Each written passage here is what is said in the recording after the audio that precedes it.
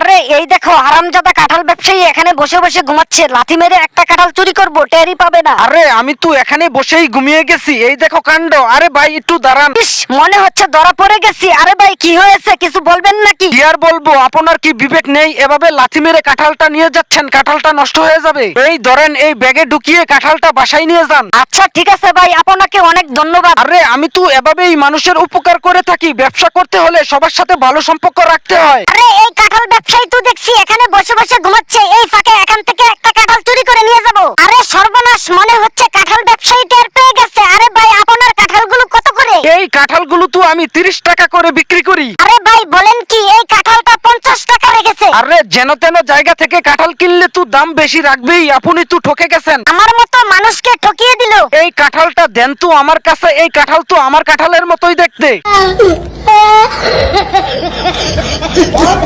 আপনি যদি আল্লাহকে ভালোবেসে থাকেন তাহলে ভিডিওতে লাইক ও চ্যানেলটি সাবস্ক্রাইব করে দিবেন।